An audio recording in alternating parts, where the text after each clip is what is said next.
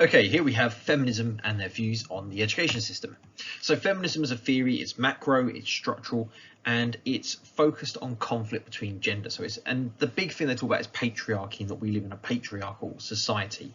Now, patriarchy is the male dominance of society, and ultimately that leads to female subordination. All of this is beneficial to men. Feminism has had a number of waves over its lifetime. So it started in the 1900s. That was the first wave of feminism. In the 1960s and 70s, we saw the second wave of feminism.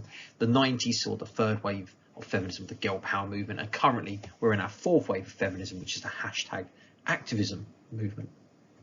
And ultimately, when it comes to education, they see, and feminists see, education as an instrument of oppression and limitation. So things like the glass ceiling, subject choice, they reduce opportunities for women and they reinforce traditional gender stereotypes and gender roles.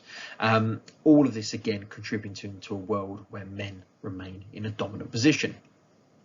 Now, early feminists highlighted that the underperformance of girls and the negative experience of girls in education was often ignored. Girls were sexualized by pupils, by teachers, and there was obviously great inequality in the education system. However, it is worth recognising that since the 1990s, since the introduction of the Education Reform Act, and actually since 1989, girls have outperformed boys in pretty much all subjects, in all levels, pretty much without any change.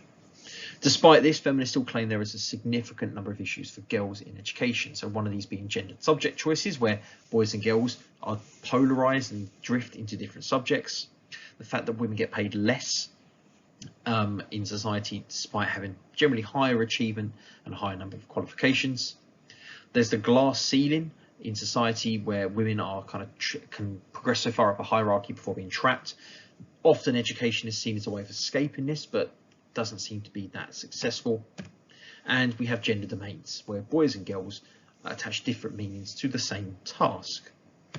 Now, policies that have made a big difference, that have helped create a generation of or greater equality, would be policies like Equal Pay Act, Sex Discrimination Act, and the Education Reform Act. Other than the Education Reform Act, equal pay, sex discrimination were not education policies, but they have such a big impact on education that we can include them here as policies influencing gender and education. Brown and Ross also highlighted, when they looked at education, that there's the existence of what they call gender domains. So boys and girls see different tasks as male and female territory. So boys might see mending a car in sports as male, and that's their responsibility, their role. Children are quite confident when engaging in tasks that they see part as their gender domain. So boys and girls will interpret the world differently, and they pay attention to different tasks. Now, liberal feminist views in education, ultimately the cause of inequality in education is that liberal feminists say that we have secondary gender socialization. So boys and girls are socialized into their gender, and this causes differences in education. The solution to this is trying to close the gap, try and reduce that gender gap in society, promote anti-sexist education, and use policies like GIST and WISE to promote girls into science and technology, women into science and engineering, and this should ultimately improve society. But there's also the glass ceiling that needs to be removed. Now, liberal feminists do celebrate the progress that's been made, that women are improving in society. There's been greater recognition of female contributions to the sciences, to the arts, and obviously that's becoming more included in education. However, one of the studies we've got that shows a change is SHARP. So SHARP carried out research on girls in the 70s and the 90s, asking about their priorities. And what she found was that girls in the 70s prioritised family and being married and having a husband. Girls in the 90s prioritised a career.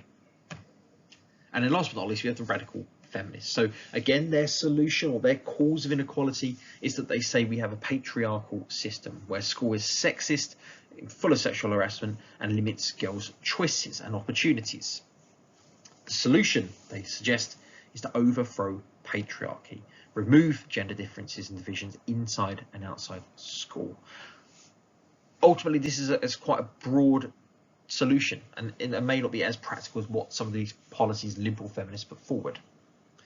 Radical feminists take a more critical view of the education system. They do recognise girls are achieving, but they say the education system remains patriarchal, particularly the work of Wiener, which argues that women are underrepresented in many school curriculum areas, and education is often seen as a woman-free zone. And there we have it. So that's feminism and education briefly summed up. Hopefully this has been of some use, and thanks for watching.